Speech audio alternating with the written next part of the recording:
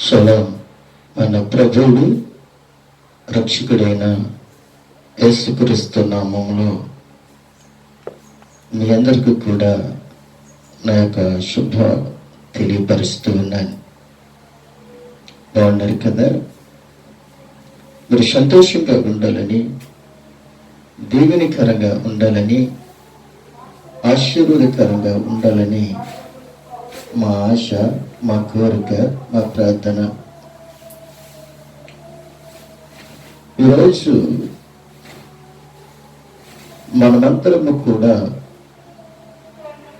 ఆరోగ్యంగాను సంతోషముగాను ఉన్నాము అనంటే దేవుని యొక్క కృప. ఆయన కృప లేనిదే ఏది కూడా జరగదు. ఈరోజు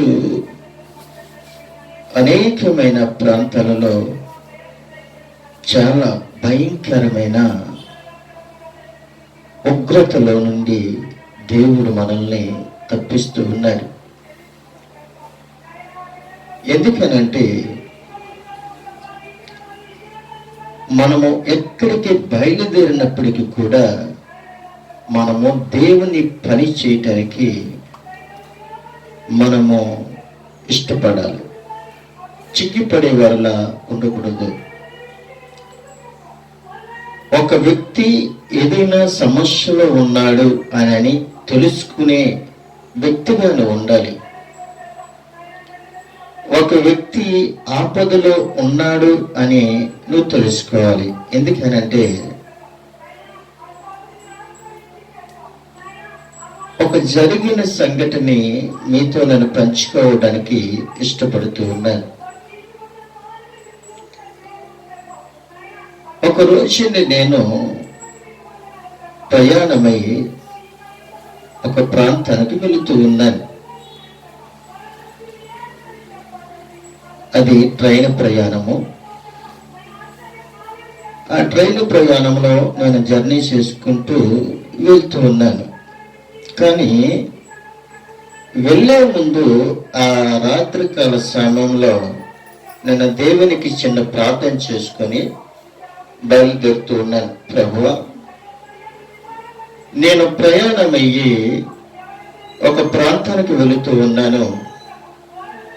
నేను బస్సు ప్రయాణం చేసినా కానీ, బండి ప్రయాణం చేసినా కానీ, ఆటో ప్రయాణం చేసినప్పటికీ కానీ, ట్రైన్ ప్రయాణం చేసినప్పటికీ కానీ ఎవరో ఒకరికి నూతనమైన ఆత్మలకు వాళ్ళ సమస్యను తెలుసుకొని ఆ సమస్యల కొరకు వారిని నీ వైపుకి నడిపించటానికి, నీ సువార్తని ప్రకటించటానికి, నీ కొరకు పరిచయం చేయటానికి కృప చూపించు ప్రభువా అని ప్రార్థన చేసుకొని మరి ఉదయకాల సమయంలో ప్రయాణమై వెళ్తూ ఉన్నాను. ట్రైన్లో మా ఎదురుకుండగా ఒక తల్లి, ఒక కొడుకు కూర్చుని ఉన్నారు. నేను కొంచెం ఆలోచిస్తూ ఉన్నాను. అతనికి చాలా సమస్య ఉంది. ఒకే ఒక కొడుకు. కనీసము వెనకాల ఆదరించే బిడ్డలు కూడా ఎవరు ఆ తల్లికి కనిపించట్లేదు. అప్పుడు నేను ఆలోచించి ప్రార్థన చేసి, ప్రభువా, వీరితో నేను మాట్లాడాలి, నీ కొరకు వారికి కొద్ది నిమిషాలు నిన్ను పరిచయం చెయ్యాలి అని ప్రార్థన చేసినప్పుడు ప్రభు నాతో మాట్లాడుతున్నాడు. వారికి నీవు నా మాటలు ప్రకటించము అని చెప్పాడు. అప్పుడు నేను ఆ తల్లితో మాట్లాడుతున్నా, అమ్మా, మీరు ఎక్కడ, ఏంటి, మీదే ప్రాంతము, మీకు వచ్చిన సమస్య ఏంటి అని అడుగుతున్నప్పుడు ఆమె చాలా దుఃఖకరంగా మాట్లాడింది. అయ్యా, నా పరిస్థితి ఇది. నా కుమారుడికి పిస్టులు వస్తూ ఉంటాయి. పిస్టులు వచ్చినప్పుడు నా కుమారుడికి యాక్సిడెంట్ జరిగింది. యాక్సిడెంట్ జరిగినప్పుడు తలకి గాయం తగిలి అతడు ఒక్కొక్కసారి మమ్మల్ని మర్చిపోతూ ఉంటాడు. కనీసం అతనికి వివాహం కూడా జరగలేదు. వివాహం చేద్దామనంటే అతనికి ఏ కుమార్తెని కూడా ఇవ్వడానికి ఎవరు ఎదరికి రావటం లేదు. నా భర్త అయితే మాత్రము మమ్మల్ని పట్టించుకోవటం లేదు. ఉండటానికి మాత్రము ఇంట్లోనే ఉంటాడు, కానీ మాతో సన్నిహితంగా ఉండడు, చాలా కోపిష్టి అని కన్నీరుతో ఆవిడ మాట్లాడింది. అప్పుడు నేను ఆమెతో మాట్లాడాను, అమ్మా, నువ్వు దేవుణ్ణి అంగీకరిస్తున్నావా? దేవుణ్ణి ప్రేమిస్తున్నావా? దేవుణ్ణి అంగీకరిస్తే, దేవుణ్ణి ప్రేమిస్తే నీ కొడుక్కి దేవుడు మంచి ఆరోగ్యాన్ని ఇవ్వబోతూ ఉన్నాడు అని బయలుపరిచినప్పుడు ఆమె చాలా సంతోషించింది. అయ్యా, నా కొడుక్కి ఆ సమస్య పోయి, ఆ ఇబ్బందులు పోయి, నా కొడుకుగా నాతో ఉంటే నాకు అంతే చాలు. నేను నా ప్రభుని అంగీకరిస్తాను. అదేవిధంగా జరిగితే మీరు మా ప్రాంతానికి రావాలి, మా ఇంటికి వచ్చి మాకు ప్రార్థనలో నడిపించాలి అని ఆమె తల్లి నాకు సంతోషంతో మాట్లాడుతుంది. ప్రభుని అడిగిన, ప్రభువా, ఆ బిడ్డకి ఆరోగ్యం కావాలి, ఆ పిష్టుల నుండి, ఆ మత వరకు నుండి తప్పింపబడాలి, ఆ బిడ్డకి మంచి వివాహం జరగాలి, బిడ్డలతో, కుటుంబంతో, తల్లిదండ్రులతో సంతోషంగా గడపాలి అని ప్రభుని అడిగినప్పుడు ప్రభు అన్నాడు, రేవు మంజుడి జాములు లేచి కన్నీరు వచ్చి ప్రార్థించేవాడు. నేను అద్భుత కార్యాలు చేయబోతూ ఉన్నాను, నేను ఆ ప్రాంతానికి పంపించబోతూ ఉన్నాను అని ప్రభు మాట్లాడినప్పుడు మరొకసారి అతనితో అంటున్నాను, అమ్మా, నిజంగా నువ్వు దేవుణ్ణి ప్రేమిస్తున్నావా? నువ్వు ప్రార్థన చేయగలవా అని అడిగినప్పుడు, నా కొడుకు కోసం నేను ఏదైనా చేయగలుగుతానండి, నాకు కొడుకు కోసం నేను ఏదైనా ప్రార్థన చేయగలను, మీరు ఎలా చెప్తే నేను అలా నడుచుకుంటాను అని చెప్పింది. చెప్పినప్పుడు ఆమెతో నేను మాట్లాడాను, అమ్మ, కంగారు పడకండి, దేవుడు రాబోయే కాలంలో, రాబోయే రోజుల్లో మీ ఇంటిలో, మీ ఇంటి నిండా, మీ నోటి నుండా నవ్వుంచబోతూ ఉన్నాడు అని చెప్పినప్పుడు చాలా సంతోషించింది. ప్రార్థన చేయమంటారా? ప్రార్థన చేయండి. ట్రైన్లోనే ప్రార్థన చేయడం జరిగింది. ఆమె చాలా సంతోషంతో, ఆనందంతో నా చేతిలో కానుక పెట్టబోతోంది. మీరు ఆనందంగా ఉండండి, మీరు సంతోషంగా ఉండండి, కానుకలు కాదు నాకు కావచ్చింది అని అడిగినప్పుడు ఆమె అంటుంది, అయ్యా, నాకు దేవుడే నా దగ్గరికి వచ్చి నాతో మాట్లాడినట్లుగా, దేవుడే నా యొద్దకు పంపించి మాతో మాట్లాడించినట్లుగా నాకు అనిపిస్తుంది. స్వయంగా ప్రభువే నా యొద్దకు వచ్చిన నన్ను ఓదార్చినట్లుగా ఉంది అని ఆమె చాలా సంతోషంతో కానుకని ఇవ్వబోతోంది. మీరు సంతోషంగా ఉండండి, ఆనందంగా ఉండండి. కానుకలు కాదు దేవునికి ప్రాముఖ్యము, మీ హృదయమే దేవునికి ఇవ్వండి అని చెప్పినప్పుడు చాలా సంతోషించింది. అయ్యగారు, మా ఇంటికి మీరు రావాలి, మా ప్రాంతానికి మీరు రావాలి. మా ప్రాంతంలో చాలా మంది కూడా మమ్మల్ని హేళనగా చూస్తూ ఉన్నారు, ఎవరు మమ్మల్ని పట్టించుకోలేదు పరిస్థితి అని చెప్పి ఆమె చాలా దుఃఖించింది. ఎప్పుడైతే ఆమెని ఓదార్చాను, ఎప్పుడైతే వాక్యం ద్వారా ఆమెని బలపరిచాను, ఆమె చాలా సంతోషించింది, ఆనందించింది. ప్రార్థన చేసి ఆమెని పంపించాం. ప్రియమైన దేవునికి బిడ్డలారా, నువ్వు ప్రయాణం చేస్తున్నప్పుడు కావచ్చు, కూర్చున్నప్పుడు కావచ్చు, ఎదుటి వారి సమస్యలను తెలుసుకునే వారి కొరకు నువ్వు ప్రార్థన చేసే వ్యక్తిగా నువ్వు ఉండాలి. అప్పుడు దేవుడు నిన్ను బహుబలముగా, నీ కుటుంబాన్ని, నిన్ను ఆశీర్వదిస్తాడు. ఎందుకో తెలుసా? ఎవరైతే దేవుని మీద ఆధారపడి ఉంటారో, దేవుని పనికి ఎవరైతే నడుచుకుంటారో, వాళ్ళందరూ కూడా సంతోషంగా దేవునికరంగా ఉంటారని తెలియపరుస్తూ ఉన్నాను. అయితే మనం ఈరోజుని కొద్ది నిమిషాలు దేవుని యొక్క మాటలో ధ్యానించుకోబోతూ ఉన్నాం. ఏంటి అనంటే, ఈరోజు మట్టల ఆదివారం. ఈ మట్టల ఆదివారం కొన్ని 4 గ్రంథాలలో మనం చూసినట్లయితే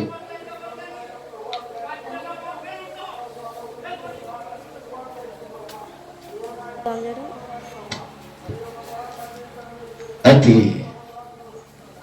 మట్టల ఆదివారం.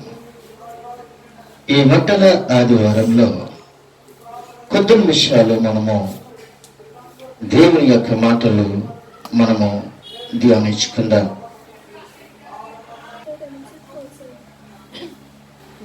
మట్టల ఆదివారము బంధింపబడిన వారిని విడిపించుట అని మనం ఈ రోజుని నేర్చుకోబోతున్నాం.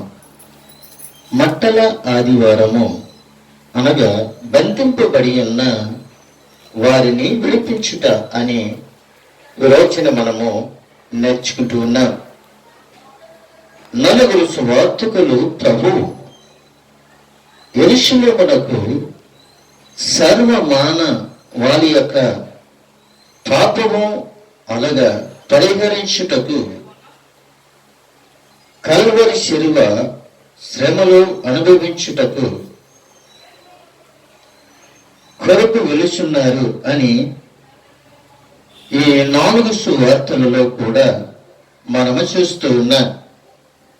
అయితే యెరూషలేములో శిలువ శ్రమలు, అవమానములు, నిందలు, ఉమ్మి, మేకులు, ముండ్ల కిరీటము, కరుడా దెబ్బలు, బల్యము పోట్లు, చేదు చిరక, క్రూర మరణము, సమాధి, ముద్ర, బండ, అలాగే కావలి, సాతాను యొక్క మొదలుకొని వీటన్నిటిని చూడకుండగా వీటన్నిటిని తర్వాత ఉన్న సింహాసనమును ప్రభువు చూస్తూ ఉన్నారు. అయితే ప్రియమైన దేవుని యొక్క బిడ్డలారా, మరి పాత నిబంధన గ్రంథంలో మనం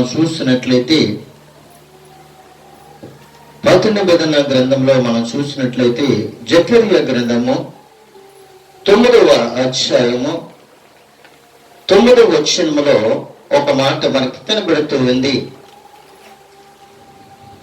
చూడండి, ఈ 9వ వచనములో ఇలాగా రాయబడి ఉంది. సియోను నివాసులారా బహుగా సంతోషించుడి,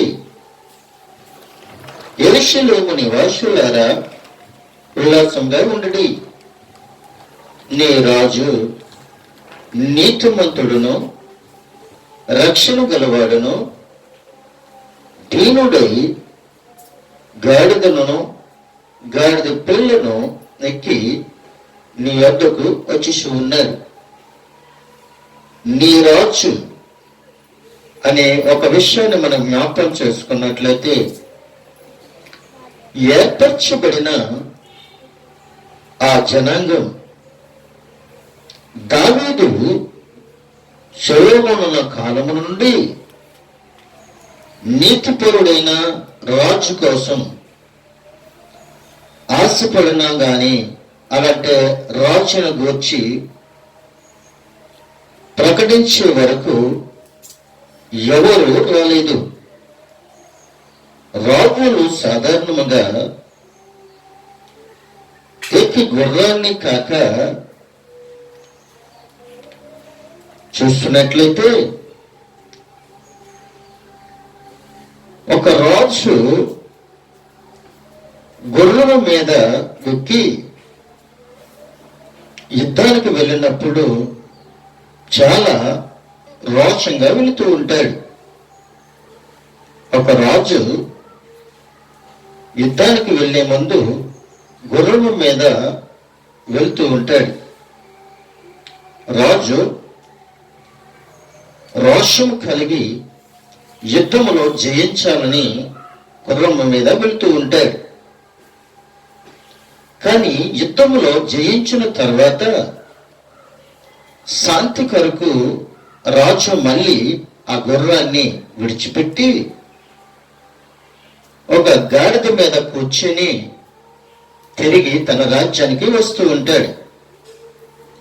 రెండు విషయాలు మనం జ్ఞాపకం చేసుకోవాలి.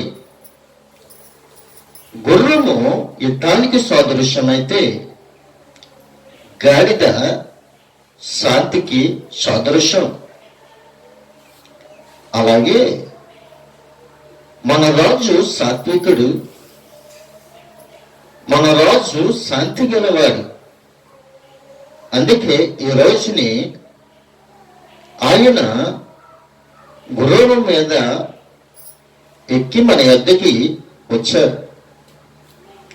నీ రాజు నీతిపరుడు. నీవైనా నేనైనా ఎవరైనా కావచ్చు, మనము నీతిగా యథార్థంగా మాట్లాడేవారుగా ఉండాలి. నీ నోటి నిండా ఆశీర్వాదాలుగా ఉండాలి. నీ నోటిలో దుర్భాషలు కాదు ఉండేవి, నీ నోటిలో ఆశీర్వాదాలు మాత్రమే ఉండాలి. నీవు ఎదటి వారిని ప్రేమించే హృదయము నీలో ఉండాలి. వారి ఇంటిలో వారైనా కావచ్చు, వారు బయట వారైనా కావచ్చు, వారు ఎవరి వంటి వారైనా కావచ్చు, నీకు సంబంధించిన వారైనా కావచ్చు, నీకు సంబంధించలేని వారికైనా కావచ్చు, ఎవరినైనా గాని నీవు ప్రేమించే హృదయాన్ని దేవుడు నీకు అనుగ్రహించినప్పుడు నీవు సాత్వికంగా మాట్లాడాలి గాని క్రోధముతో మాట్లాడకూడదు. క్రోధము చాలా భయంకరమైనది. క్రోధము చాలా కక్షలతో కూడినది. క్రోధము కత్తిని కోరుతూ ఉంది. క్రోధము పగని రేపుతూ ఉంది. క్రోధము అసూయని పెంచుతూ ఉంది. క్రోధము ఎప్పుడైనా నిన్ను పాడు చేయవచ్చేమో. అందుకే నీవు ఏం కోరుకోవాలి అంటే శాంతిని కోరుకోవాలి. రెండవదిగా నీతిని కోరుకోవాలి. ఎందుకని నీతిని కోరుకోవాలి అంటే నీ రాజు నీతిపరుడు. నీ రాజు నీతిపరుడు కాబట్టి నీ నీతిగా మాట్లాడాలి. నీ రాజు రక్షణ గలవాడు. నీ రాజు దగ్గరికి నువ్వు వస్తే రక్షింపబడతావు. నీ రాజు యొద్దకు నువ్వు వస్తే నువ్వు క్షమాభిక్షము దేవుని యొద్ద ఉంటుంది. ఎందుకనంటే ఆయన రక్షించేవాడు, ఆయన ప్రేమించేవాడు, ఆయన ఆదరించేవాడు. నీ రాజులో చాలా లక్షణాలు కలిగి ఉన్నాడు. ఈ రాజు ఈ దేశానికి రాజు, ఈ ప్రపంచానికి ఆయన రాజు. ఈ రాజు గుర్రాల మీద రావడం కాదు గాని ఈ రాజు గాడిద మీద వస్తూ ఉన్నాడు. ఈ రాజు శాంతి గల రాజు. అందుకే శాంతికి గుర్తు ఈ యొక్క గాడిద. ఆనాడు కూడా గాడిద మాట్లాడింది. దేవుడు గాడిదకు వాక్యని ఇచ్చాడు. గాడిద కూడా మాట్లాడింది. ప్రియమైన దేవుని యొక్క బిడ్డలారా, ఒక గాడిద నోరు లేని జీవి మనిషి మాట్లాడినట్లుగా మాట్లాడింది అని అంటే ఒకసారి నువ్వు ఆలోచించుకోవాలి. ఒక నోరు లేని ఒక జంతువు, నోరు లేని ఒక పశువు మనిషితో మాట్లాడింది అని అంటే మనం చిక్కిపడవలసిందే. ఎందుకని? నోరుండి మాట్లాడలేకపోతున్నాం, నోరుండి మంచిగా ఊహించలేకపోతూ ఉన్నాం, నోరుండి మంచి మాటలు మాట్లాడలేకపోతూ ఉన్నాం. తన యజమానుడితో అంటుంది కదా, ఎందుకని నన్ను ఇంటి దగ్గర కొడుతూ ఉన్నా? నువ్వు వెళ్ళమంటే వెళుతూ ఉన్నాను కదా, నువ్వు వెళ్ళమంటే వెళుతూ ఉన్నాను, నువ్వు ఆగమంటే ఆగుతూ ఉన్నాను. ఎరుకులో వెళుతూ ఉన్నాను కదా, ఎందుకని నన్ను ఇటు విధంగా కొడుతూ ఉన్నావు అని తన రాజుతో అడుగుతూ ఉంది. ప్రియమైన దేవునికి బిడ్డలారా, నువ్వు గాడిద మీద కూర్చుని ఇరుకులో వెళ్తూ ఉన్నప్పుడు ఆ ఇరుకు చాలా ఇరుకుగా ఉండొచ్చు, వెళ్ళకపోవచ్చు, కానీ కొట్టినా కూడా ప్రయోజనము లేదు. ఎందుకో తెలుసా? అది నోరు లేని జీవి. దాని మేరకు కూర్చుని దానిని కొడితే ప్రయోజనం ఏమీ లేదు. దానికి శాంతిగా చక్కగా దానికి నేర్పి దాన్ని తీసుకుని వెళితే అది చక్కగా నిన్ను క్షేమంగా తీసుకుని వస్తుంది. అయితే నీ రాజు నీతిమంతుడు, నీ రాజు రక్షణ గలవాడు, నీ రాజు దీనుడు, నీతిపరుడు, రక్షణ గలవాడు, దీనుడైన వాడు ఏ వాహనాన్ని ఎంచుకున్నాడు అని అంటే గాడిదని ఎంచుకున్నాడు.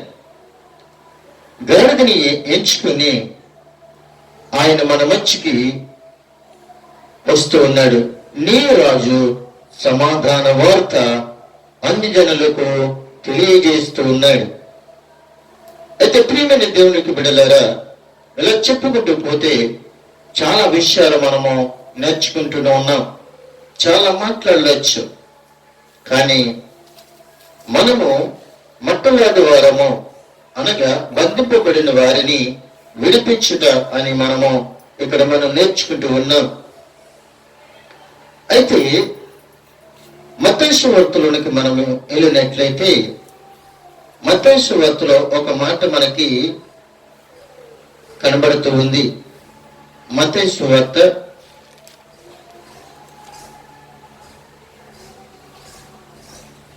21వ అధ్యాయము 11వ వచనములో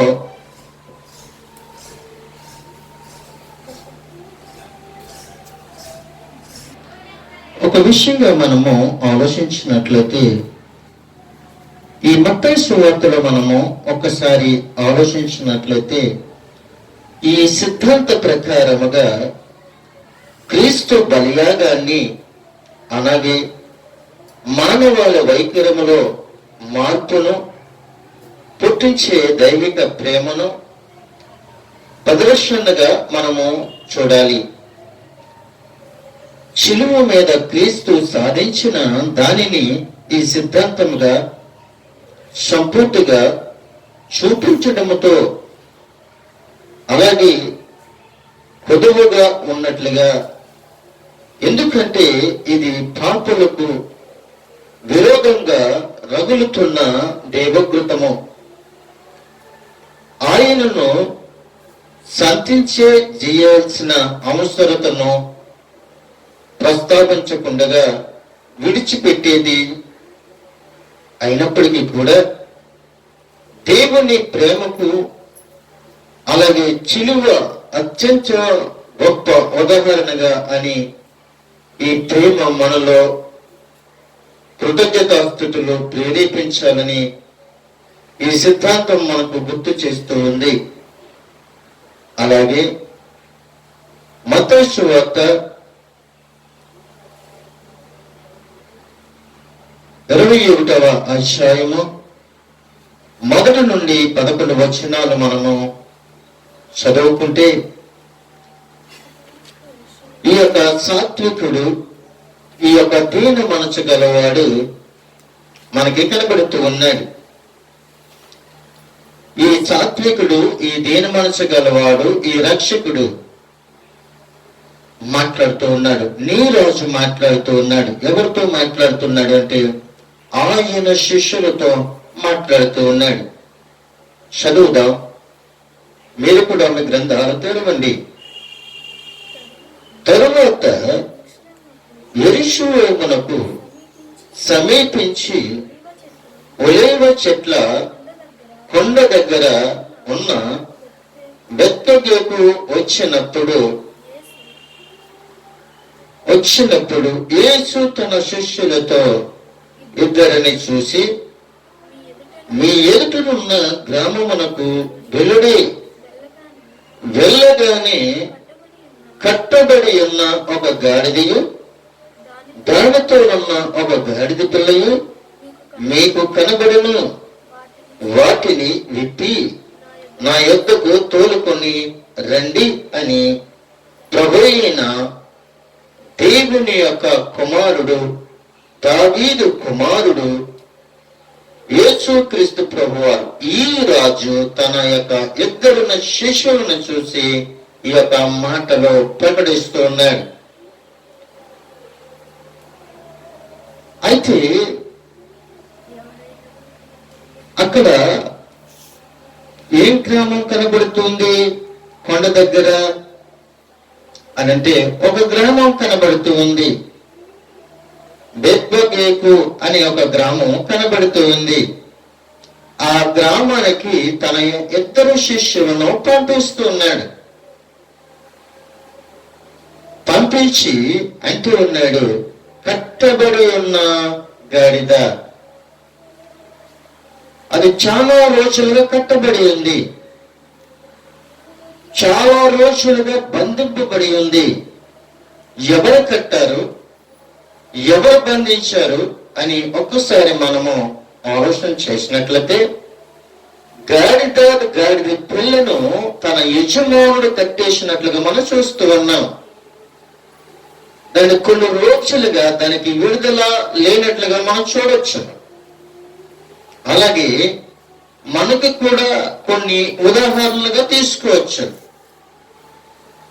మనం కొన్ని రకాలుగా కొన్ని ఉదాహరణలుగా ఈ కట్టబడి ఉన్న గాడిద కొరకు కొన్ని ఉదాహరణలుగా మనం తీసుకోవచ్చు. ఎందుకంటే మనము కూడా కొన్ని రోజులు, కొన్ని సంవత్సరాలకు ముందు మనము కూడా ఒక నిబంధన ప్రకారంగా బ్రతుకాం.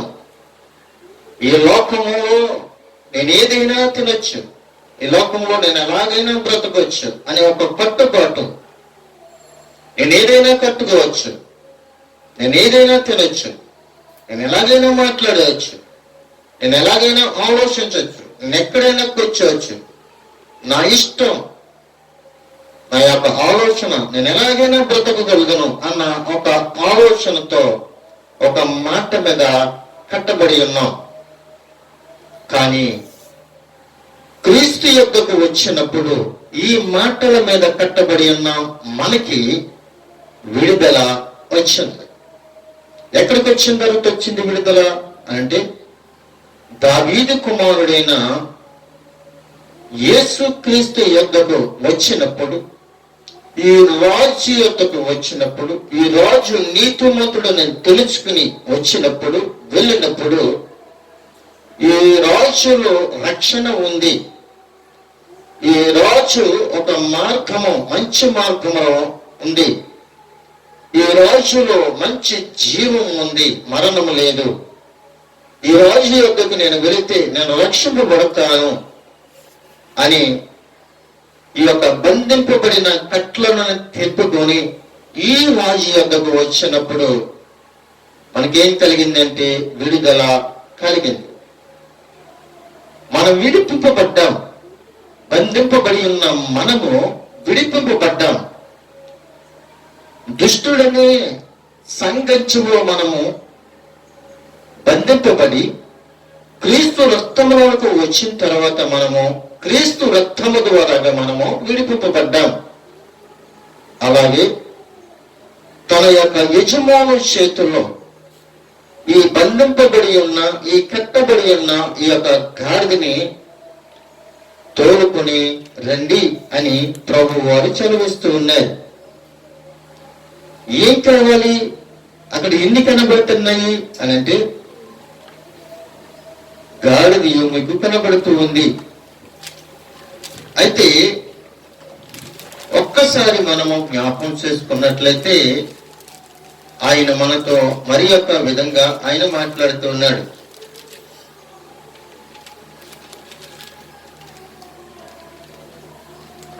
చూడండి, ఎవరు తోలుకుని రమ్మన్నాడు? మనుషులను తోలుకుని రమ్మన్నాడా, లేదంటే గాడిద యొక్క యజమానులు తోలుకుని రమ్మన్నాడా? గాడిదనే తోడుకొని రమ్మన్నాడు గాని గాడిద యజమాను కాదు. మళ్ళీ ఈ రోజుకి సందేహం వచ్చింది. నిజమే, ఎదటి వాళ్ళ వద్దకు వెళ్ళి అతని వస్తువు, ఏదైనా వస్తువు మనం తీసుకుని వచ్చినప్పుడు ఆ పక్కింటి వాళ్ళు అడగకపోవచ్చేమో కానీ ఆ ఇంట్లో వాళ్ళు ఎప్పటికైనా మనం అడగొచ్చు అని ముందు జాగ్రత్త యేసుక్రీస్తు ప్రభు వారు ఆలోచించి అంటున్నాడు కదా, ఎవడైనానో మీతో ఏమన్నా ఎవడైనానో మీతో ఏమైనానో అడిగిన ఎడల అవి ప్రభువుకు కావలసి ఉన్నవని చెప్పవలను. వెంటనే అతడు వాటిని తోలి పెట్టునని చెప్పి వారిని పంపించను. అక్కడ ఏమంటున్నాడు? ఎవడైనాను. ఇంటి యజమాడు అని చెప్పాడా లేదంటే ఎవడైనా అని చెప్పాడా? అక్కడ ఎవడైనాను తన ఇంటిలో యజమానుడైనా కావచ్చు, యజమానుడి యొక్క భార్య అయినా కావచ్చు, యజమానుడు కూతురైనా కావచ్చు, యజమానుడు కొడుకైనా కావచ్చు, లేక ఇంటిలో ఎవరు లేకపోయినప్పటికీ కూడా ఆ పక్కింటి వారు కూడా అడిగినప్పుడు మనం సమాధానము చెప్పవలసిన వారమే ఉన్నాం. ఒక ఉదాహరణగా మనము ఆలోచించినట్లయితే మన ఇంటికి ఎవరైనా రావచ్చు, మన ఇంటికి ఎవరైనా రావచ్చు, తెలుసున్న వాళ్ళు రావచ్చు, తెలియకపోయిన వాళ్ళైనా రావచ్చు. అయితే మన ఇంటికి తాళం వేస్తుంది. తాళం వేస్తున్నప్పుడు ఎవరిని అడుగుతారు అని అంటే, మన ఇంటి పక్కన ఎన్నైతే గృహాలు ఉన్నాయో దగ్గరలో, మన ఇంటి పక్కన కావచ్చు, లేదంటే ఇంటి వెనకాల కావచ్చు, లేదంటే ఇంటి ముందరైనా కావచ్చు, ఈ నలుగురిని అడుగుతూ ఉంటారు. ఎవరైనా సమాధానం చెబితే సరే, సమాధానం చెప్పలేని ఎడల వాళ్ళు వెళ్ళిపోతారు. అంటే పక్కింటి వాళ్ళ పక్కకు కూడా వెళ్ళి వాళ్ళు అడిగే అర్హత ఉంది. ఏదైనా నీ ఇంటిలో ఒక సమస్య జరిగిన తర్వాత, ఉదాహరణగా మనం జ్ఞాపకం చేసుకున్నట్లయితే, ఏదైనా సమస్య వచ్చిన తర్వాత ఆ సమస్యను బట్టి ఆ స్టేషన్కి వెళ్ళి కంప్లైంట్ ఇచ్చిన తర్వాత ఎవరు అడుగుతారు వచ్చి వాళ్ళు అని అంటే, ముందు పక్కింటి వారిని పరిశోధన చేస్తారు. నా ఇష్టం మా తల్లి, నేను కొట్టుకుంటాను చంపుకుంటానంటే అది చట్ట విరుద్ధం, నేరం. నా కొడుకు నా ఇష్టం, నేను కొట్టుకుంటాను, నా ఇష్టం నేను చంపుకుంటానంటే చట్టము ఒప్పుకోదు. నా భార్య నా ఇష్టం వచ్చిన నేను కొడతాను చంపుతానంటే చట్టము ఒప్పుకోదు. ఎందుకంటే ఎవరొకరు అడుగుతారు, ఎందుకని ఈ విధంగా మీరు ప్రవర్తిస్తూ ఉన్నారు, ఇది మంచిది కాదు. ఏదో ఒక రోజుని ఆ సమస్య నీకు రావచ్చేమో, నీ కుటుంబానికి రావచ్చేమో, ఆ కలతలు నీ ఇంట్లో రావచ్చేమో, ఇది మంచిది కాదు అని పక్కవారు హెచ్చరించినప్పుడు ఆ కుటుంబంలో శాంతి సమాధానము జరుగుతుంది. అందుకే ప్రభువుని యేసుక్రీస్తు అంటున్నాడు కదా, ఎవరైనా మీతో ఏదైనా అడిగిన ఎడల అది ప్రభువు కావలసినది. ప్రభు అడిగి తీసుకునేవాడు, ప్రభు అడిగి తీసుకునేవాడు. ఆయన సదాశక్తిగా వచ్చి తీసుకుని వెళ్ళిపోయేవాడు కాదు. ఆయనకి ఏది కావాలో ఆయన అడిగి, ఇది నాకు కావాలి, నీ ఇంటిలో ఒక వస్తువు నాకు కావాలి అని ఆయనకి ఇష్టమైతే ఆయన అడిగి తీసుకుంటాడు. సదాశక్తిగా మన ఇంట్లో త్వరపడిపోయి అది పట్టిపోయే వ్యక్తి మాత్రము కాదు. ఆయన ప్రతి ఇంటిలో కూడా ఆయనకు వస్తువులు ఉన్నాయి. ప్రతి ఇంటిలో కూడా చంటి బిడ్డలు మొదలుకొని వృద్ధాప్యంలో ఉన్న ప్రతి ఒక్కరి ఇంటిలో కూడా ప్రతి వస్తువు ఆయన ఇచ్చిన బహుమానమే. ప్రతి ఇంటిలో ఆయన వస్తువు ఉంది, ఆయనకి కావాలి. అందుకే అంటున్నాడు కదా, నీ ఇంటిలో మొదటి సంతానము పుట్టిన వారిని నాకు ఇస్తావా అని అడుగుతున్నాడు. నీ ఇంటిలో మొదటి సంతానము, ఏకైక సంతానము వచ్చినప్పుడు ఆ మొదటి సంతానము నాకు ఇవ్వగలదువా అని అడుగుతున్నాడు, ప్రశ్నిస్తూ ఉన్నాడు. మీ ఇంటిలో ప్రతి ఇంటిలో నాకు ఒక వస్తువు ఉంది, ఆ వస్తువు నాకు కావాలి, ఇస్తారా అని అడుగుతున్నాడు. ఇచ్చేవారుగా మనము ఉండాలి, వెనకడుగు వేసే వ్యక్తిగా మనము ఉండకూడదు. ఇస్తాను అని చెప్పి మళ్ళీ వెనక్కి తీసుకుంటే ఆ వస్తువుకి విలువ లేదు. ఎందుకంటే ఇచ్చేసిన వస్తువు నీది కాదు, తీసుకోవడానికి మనకి లేదు. ఎందుకంటే ఆయన ప్రతి ఇంటిలో ఉన్న ఆయనకి ప్రతిదీ కావలసి ఉంది. అందుకే ఆ యొక్క యజమానుడి ఇంటిలో ఆ బెత్లెహేము అనే గ్రామంలో ఆయనకి కావలసిన ఒక వస్తువు, ఒక వాహనము ఉంది. ఆ వాహనము ఆయనకి కావాలి.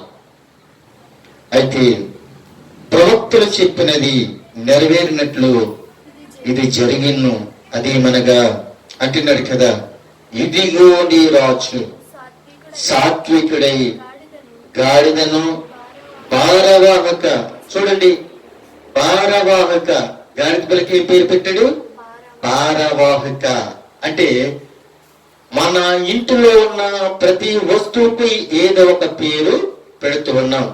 సైకిల్కి సైకిల్ అని పేరు పెట్టాము, మోటార్ సైకిల్కి మోటార్ సైకిల్ అని పేరు పెట్టాము, యమహాకు యమహా అని పేరు పెట్టాము. నిర్మించిన ప్రతి వస్తువుకి కూడా అనేకమైన పేర్లు ఉన్నాయి. అలాగే దేవుడు ఏర్పరచుకున్న ఆ యొక్క వస్తువు పేరు ఏమిటి అంటే భారవాహిక. చక్కగా ఉంది కదా ఆ పేరు. గాడిద పిల్ల అని చెప్పలేదు కానీ భారవాహిక. ఈ భారవాహిక ఏమై ఉన్నది అనంటే పశువు పిల్ల అయి ఉన్నది, పశువు పిల్ల అయి ఉన్నది. ఈ చిన్న భారవాహిక మీద ఎక్కి నీ యొద్దకు వచ్చుచున్నాడని సియోనులో ఉన్న కుమార్తెతో చెప్పండి అని చెప్తున్నాడు.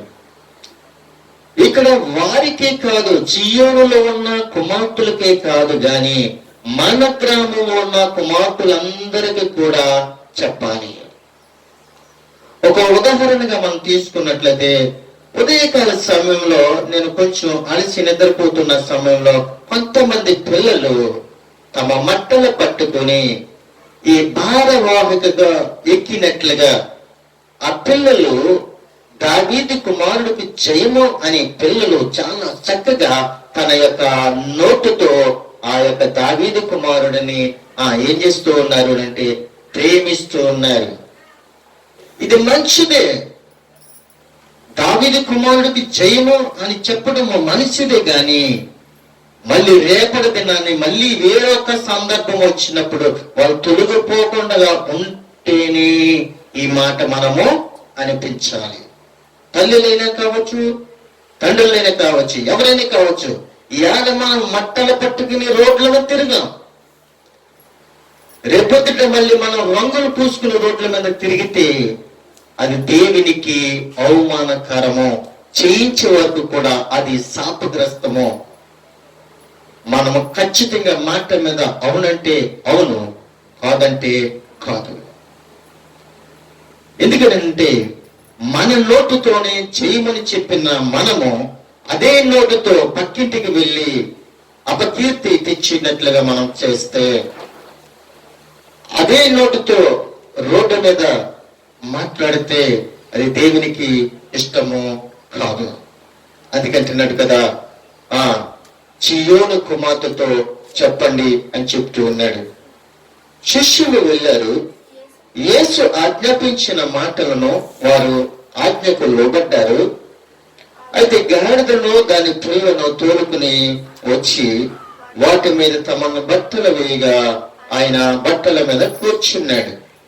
ఎప్పుడైతే బట్టలు వేసి బట్టల మీద కూర్చున్నాడో అనేకులు తమ మట్టలు ఏం చేశారు అని అంటే దారి పొడుగున పరిశారు.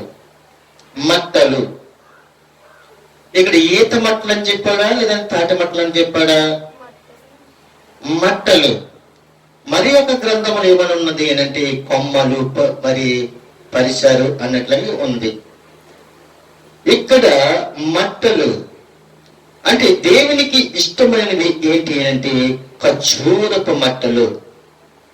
ఖర్జూరపు చెట్టులని దేవుడు ఆశీర్వదించాడు. అందుకే మనం కొంతమంది పిల్లలైనా కావచ్చు, పెద్దలైనా కావచ్చు, ఎవరైనా కావచ్చు, దేన్ని తీసుకున్నారు అంటే అక్కడ తాటి మట్టలు తీసుకోలేదు, ఇక్కడ కొబ్బరి మట్టలు తీసుకోలేదు, లేదంటే వేరే వేరే కొమ్మలు తీసుకోలేదు. కానీ ఇక్కడ ఏమి తీసుకున్నారు అని అంటే ఉదాహరణగా మనము ఆలోచించిన విధంగా ఏం తీసుకున్నాము అంటే ఈత మట్టలు తీసుకున్నాం.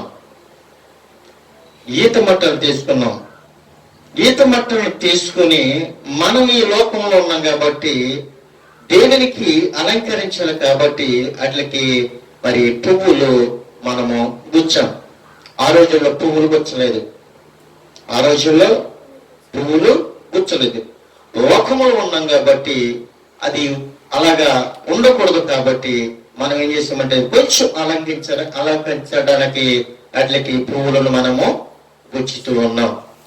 అయితే ప్రియమైన దేవునికి బిడ్డలారా, ఇక్కడ చూసినట్లయితే దారి పొడిగిన పరిచినట్లుగా మనం చూస్తున్నాం. ఎవరెంతంటే యేసు ప్రభు వారు గాడిద మీద కూర్చొని వెళుతూ ఉన్నప్పుడు అది నేల మీద నడవలేదు గాని బట్టల మీద పరిచయం వెళ్ళినట్లుగా మనం చూస్తూ ఉన్నాం.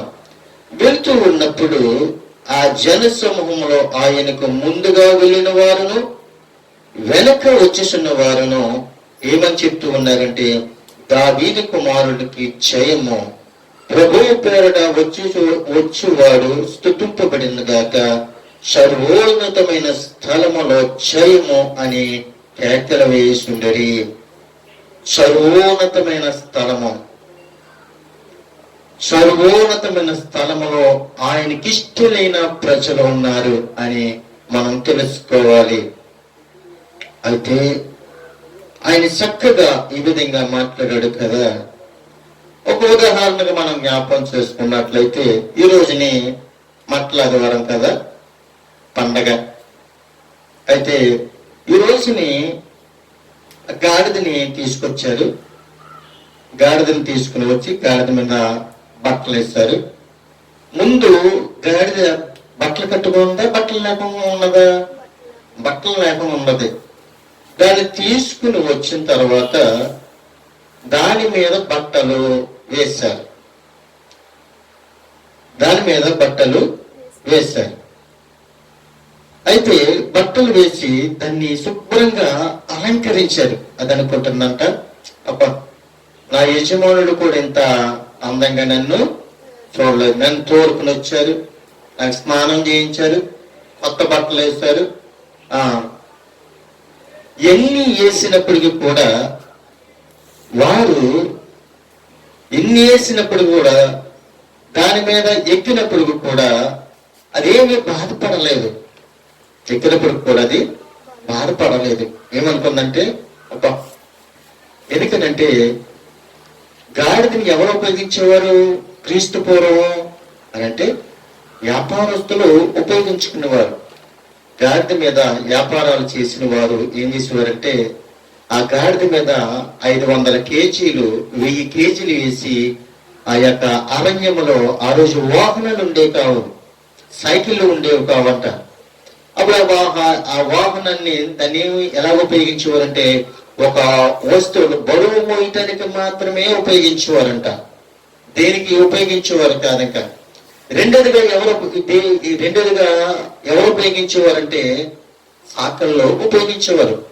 ఆ రోజుల్లో చెరువులు లేక ఆ రోజుల్లో సరైన విధంగా దూరం ఎక్కడికో వెళ్ళి బట్టలు ఉతికి తెచ్చుకునేవారు. ఆ రోజు కూడా వాళ్ళు దేన్ని ఉపయోగించేవారంటే గాడిదని ఉపయోగించేవారు. ఒక విధంగా ఆలోచించినట్లయితే సాకుల్లో నైట్ బట్టలు మురగబెట్టేవారు. సర్పం, సోడా ఇవన్నీ వేసి నైట్ మురగబెట్టి ఓ రోజు 2 రోజులు ఆ బట్టల్ని మురగబెట్టి ఆ మురగబెట్టిన బట్టలు మూట కట్టి ఆ గాడిద మీద వేసి ఎక్కడో ఉన్న లోయ దగ్గరికి వెళ్ళి ఆ లోయ దగ్గర ఆ బట్టలు గుంజి అక్కడ ఆరేసి మళ్ళీ ఆ బట్టలను మూట కట్టి ఆ గాడిద మీద వేసి మళ్ళీ తీసుకుని వచ్చేవారు. దాన్ని అట్టి విధంగా వాడుకునేవారు కానీ ఇక్కడికి వచ్చేటప్పటికి అక్కడ మురుకు మట్టలు మోయటానికి కానీ వ్యాపారస్తులు బరువు మోసే బరువులు కానీ దానికి ఇవ్వలేదు. కానీ క్రీస్తును మోయటానికి దానికి యొక్క ఆశీర్వాదం వచ్చింది. మురికి బట్టల పోయి క్రీస్తును మోసే యొక్క అది ఏమైందంటే భారవాహకగా మార్చబడ్డది. క్రీస్తు దాని మీద ఎక్కేటప్పటికి దానికి అలంకరణ వచ్చింది. గాడిద క్రీస్తును మోస్తే క్రీస్తు మనలను మోస్తున్నాడు, లోకంలో ఉన్న పాపను మోస్తున్నాడు. గాడిద యేసుక్రీస్తును మోసింది, కానీ యేసుక్రీస్తు ఈ లోకంలో ఉన్న పాపాన్ని ఆయన మోసాడు. గాడిద ఒక 100 కేజీలే మోసింది, కానీ ఈ లోకంలో ఉన్న పాపాన్నంతా కూడా ఈ రాజు మోస్తూనే ఉన్నాడు. అయితే ఆ విధంగా ఆ పండుగ రోజుని చక్కగా అలంకరించారు. ఆ మట్టలో వేసుకుంటూ వెళ్తూ ఉన్నారు. అయితే అది అనుకుంటుందంట, రోజు ఇలాగే నాకు బట్టలేస్తారేమో, రోజు నాకు ఇలాగే బట్టలేస్తారేమో, రేపు కూడా చూద్దాం అని అనుకుందంట. ఊరంతా తిప్పారు కదా దాన్ని. పండగ అయిపోయింది, ఇవాళ పండగ అయిపోయింది. ఇవాళ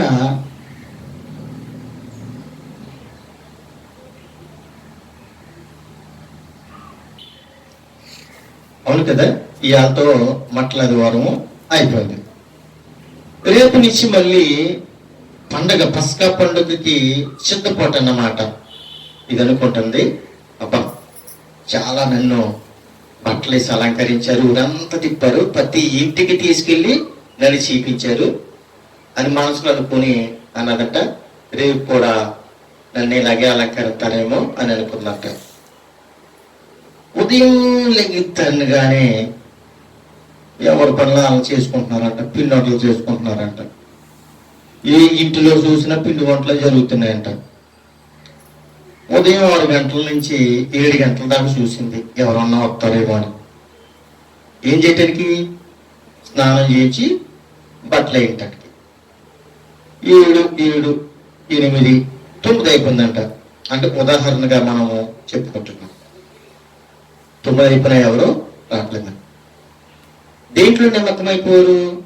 పిండి వంటలతో నిమగ్నమైపోరు. ఇది దీనంగానే ప్రతి ఇంటికి వెళ్ళి నిలబడుతుందంట.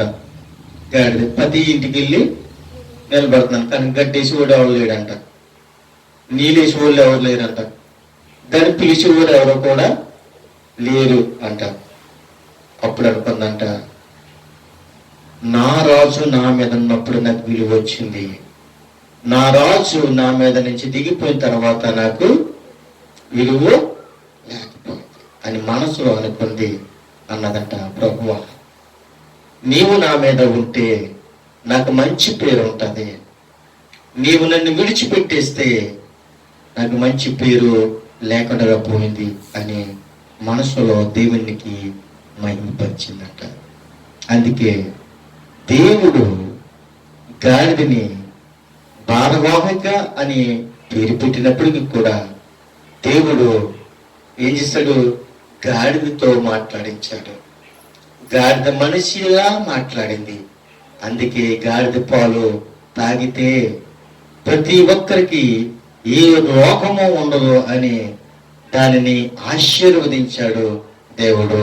ప్రియమైన దేవుని బిడ్డలారా, అయితే ఇంకొక విషయాన్ని మనం జ్ఞాపకం చేసుకున్నట్లయితే మార్కు సువార్తలోనికి వెళ్దాం. మార్కు సువార్తలోనికి వెళ్తే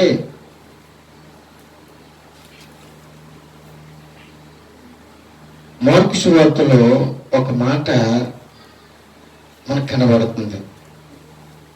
ఏంటి అని అంటే 11వ అధ్యాయంలో ఆయన కూడా అదే విధంగా రాశాడు. ఆయన రాశాడు. ఎవరు? మార్కు గారు. చూడండి, వారు యెరూషలేముకు సమీపించి ఒలీవ కొండ దగ్గర ఉన్న బేత్పగేకు బేతేనియా అనే గ్రామము. ఇందాక ఏమని చూసాము? బేత్పగేకు అనే పట్టణాన్ని, గ్రామాన్ని మనం చూసాం. ఇక్కడ మళ్ళీ రెండు కలిపాడు. బేతానియా అంటే బెత్పగేకు బేతానియా అనే గ్రామానికి వెళ్ళండి, అందులో మీరు ప్రవేశించండి. ఎందులో ప్రవేశించండి? బేతానియా గ్రామంలో ప్రవేశించండి. ఒక గాడిద పిల్ల కనబడను, దాని మీద ఏ మనుషుడును ఎప్పుడునూ కూర్చోలేదు. ఎవరైనా కూర్చున్నాడా? ఏ బరువైనా మోసింది అది? ఏ బరువు మోయలేదు, ఏ మనుషుడు కూడా కూర్చోలేదు. దాన్ని ఇప్పుకొని తోలుకుని రండి అని చెప్తూ ఉన్నాడు. మరి ఒక విధంగా చూసినట్లయితే ఇందాక మాట్లాడినట్లుగా కూడా అక్కడ కనబడుతుంది. ఎవరైనను మీరెందుకు ఇలాగ చేస్తున్నారని మిమ్ముని అడిగిన ఎడల అది ప్రభువు కావలసి ఉన్నదని చెప్పండి అని చెప్తూ ఉన్నాడు.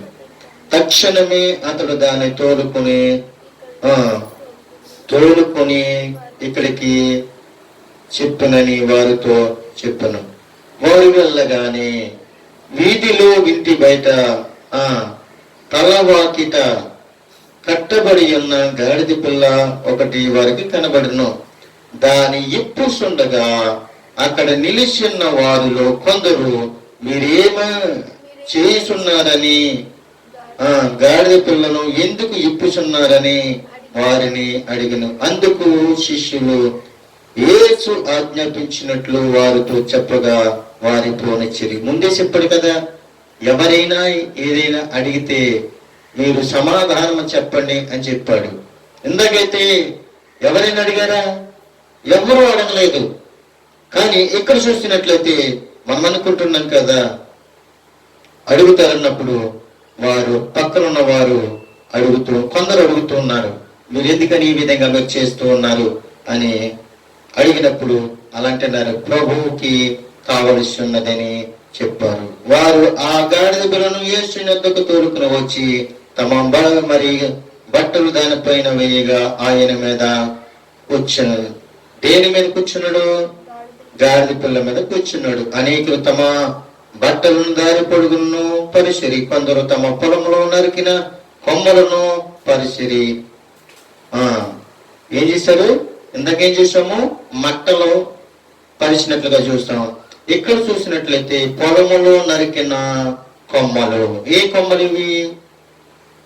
ఒలివే కొమ్మలు అనుకోవచ్చు, ఖర్జూరు కొమ్మలు అనుకోవచ్చు, వేరే వేరే కొమ్మలను కూడా మనము అనుకోవచ్చు. అయితే ప్రభు పేరట వచ్చిన వాడు స్తుతింపబడిన గాక, వచ్చుచున్న మా తండ్రైన దావీదు రాజ్యము స్తుతింపబడిన గాక, సర్వోన్నతమైన స్థలములో జయము అని కేకలు వేస్తున్నారు. అర్థమవుతుంది కదా?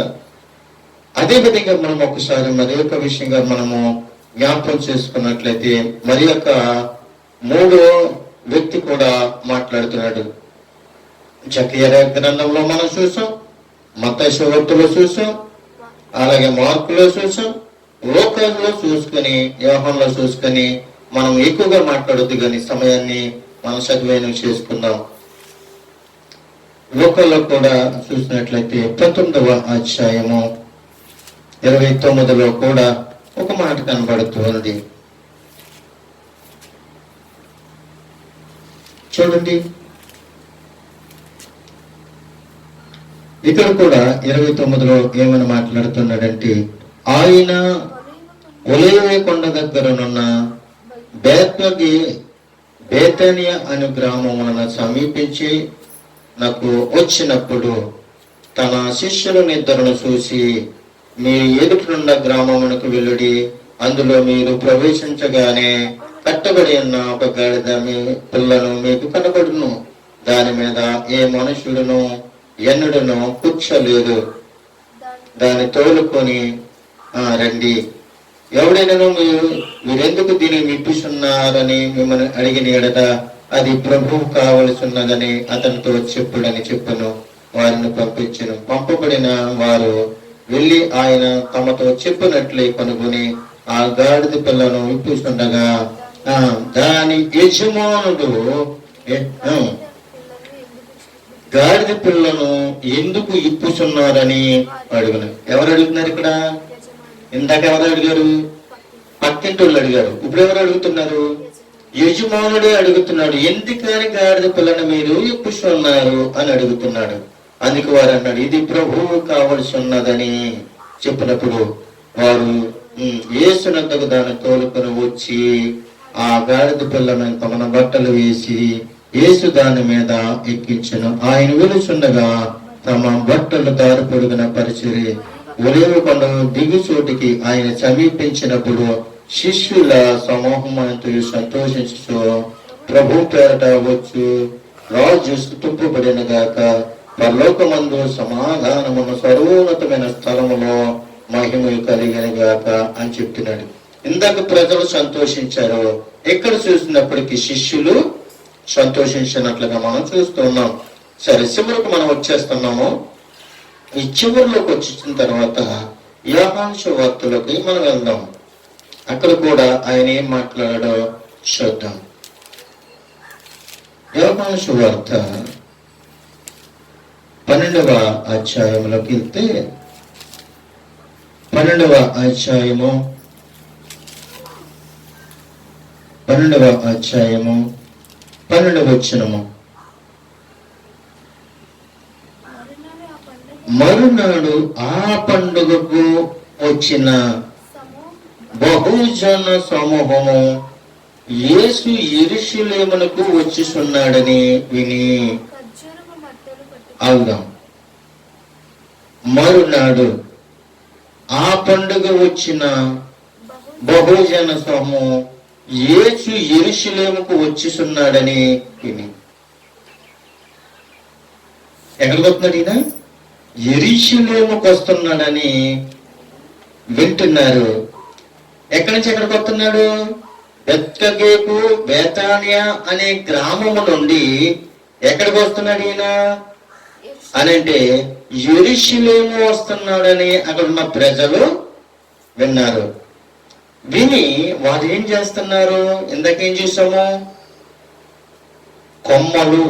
ఏ కొమ్మలు? అక్కడ ఏం కనిపించలేదు. మట్టలు. ఏ మట్టలు ఉన్నది మనకి తెలియలేదు. కానీ యోహాను యొక్క శ్రోతలకు వచ్చినప్పటికీ ఖచ్చితంగా మాట్లాడుతున్నాడు. ఇక్కడ ఖర్జూరపు మట్టలు పట్టుకొని ఆయనను ఎదుర్కొని పోయి జయము ప్రభువు పేరట వచ్చిస్తున్న ఇశ్రాయేలు రాజు స్తుతింపబడిన గాకని కేకలు వేసిరి. చూసి ఎంత ఆశీర్వాదమో తెలుసా? ఖర్జూరపు మట్టలు ఎక్కడ పట్టుకున్నారు? ఎక్కడ కనబడుతున్నాయి? ఇశ్రాయేలు పట్టణంలో కనబడుతున్నాయి. బెత్లెహేము బేతానియాలో మాత్రము మట్టలు పరిచారు, కొమ్మలు పరిచారు తప్ప గాని ఇక్కడికి వచ్చినప్పుడే ఖర్జూరపు మట్టలు పట్టుకున్నారు. కింద పెట్టలేదు వీళ్ళు. ఖర్జూరపు మట్టలు పట్టుకుని ఆయనకి ఎదురెళ్ళిపోయారంట. ఎవరికి? యేసు క్రీస్తు ప్రభు వారికి ఎదురెళ్ళిపోయి ఎదుర్కొని జయం అని చెప్తున్నాడు. ఎవరికి జయం చెప్తున్నాడు? దావీదు కుమారుడు అయిన యేసు క్రీస్తు ప్రభు వారికి జయం అని చెప్పి కేకలు వేస్తున్నారు. అప్పుడు ఆయన మాట్లాడుతున్నాడు, సియోను కుమారి భయపడకము. ఎంత చక్కగా మాట్లాడుతుంటే, సియోను కుమారి భయపడకము, ఇదిగో నీ రాజు గాడిద పిల్ల మీద ఆసీనుడై వచ్చుచున్నాడు అని వ్రాయబడిన ప్రకారము యేసు ఒక చిన్న గాడిదను కనుగొని దాని మీద కూర్చును. ఆయన శిష్యులు ఈ మాటలో మొదట గ్రహింపలేదు గాని యేసు మహిమపరిచినప్పుడు అవి ఆయనకు గూర్చి రాయబడినని వారు తెలుసుకున్నారు.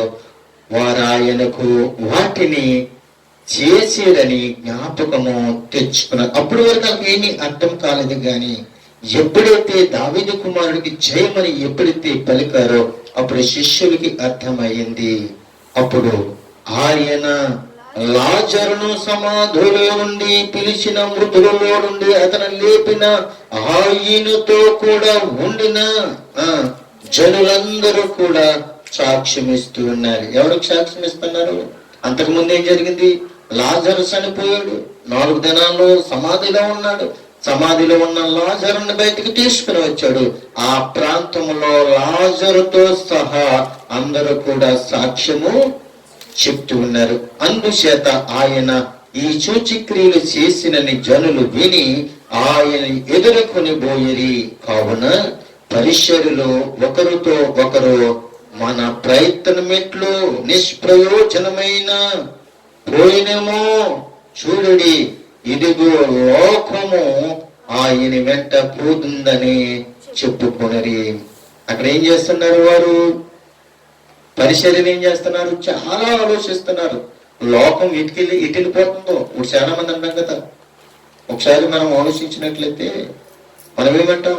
నిన్ను ఎక్కడికో తీసుకెళ్దాం అనుకుంటున్నాను కానీ నువ్వు ఇక్కడే, నేను ఎన్నో మంచి పాటలు పాడేద్దాం అనుకుంటున్నాను కానీ నీ గొంతుకు కాకి గొంతుకు అయిపోయింది. నిన్ను చేద్దామని అనుకుంటున్నాను కానీ నీ మనసు బాగలేదు. నీకు ఎన్నో బట్టలు కొందామని అనుకుంటున్నాను కానీ ఉపయోగం ఏమీ లేదు. ఎన్నో ఎన్నో ఎన్నో చేద్దాం అనుకుంటున్నాను, ప్రయోజనం ఏమి, ఎక్కడికో తీసుకెళ్దాం అనుకుంటున్నాం కానీ నువ్వు ఇక్కడే. ఈ పరిచయాలు కూడా అదే అంటున్నారు, ఈ ప్రజలను ఎక్కడికో తీసుకెళ్దామని అనుకుంటున్నాను కానీ నిష్ప్రయోజనం అయిపోతుంది, ఉపయోగం కావట్లేదు, ఏదో మనం చెయ్యాలి అని యేసుక్రీస్తు మీద అప్పటి నుండి కక్ష కట్టినట్లుగా మనం చూస్తూ ఉన్నాం.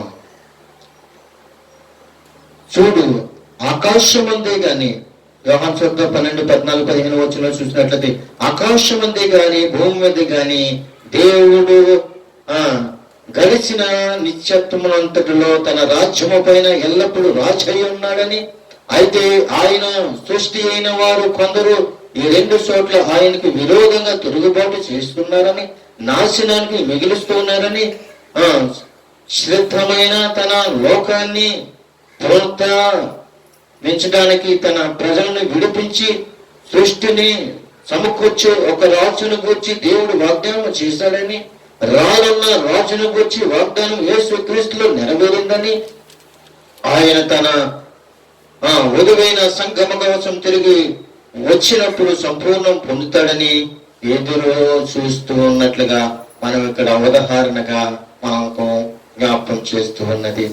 అయితే ప్రియమైన దేవుని యొక్క బిడ్డలారా, మనము చూసినట్లయితే సియోను కుమారి భయపడకము, ఇదిగో నీ రాజు గాడిద పుల్ల మీద వచ్చి ఉన్నాడని మనము ఈ రోజుని ఈ మట్టలాదివారం రోజున 4 విషయాలు, అనగా 4 సువార్తలో, మత్తయి సువార్తలో, మార్కు సువార్తలో, లూకా సువార్తలో, యోహాను సువార్తలో అక్షరీలుగా మనకు కళ్ళకు కట్టినట్లుగా ఆయన ఎలా రాబోతున్నాడు, ఆయన యొక్క లక్షణాలు ఏంటి అని దేవుడు మనకి బయలుపరిచాడు. ఈ మాటలు మన జీవితాల్లో ఫలింపజేయాలని తెలియపరుస్తూ నా మాటలను ముగిస్తున్నాను. కొద్ది మాటలు దేవుడు దీవించి ఆశీర్వదించును గాక. ఆమేన్.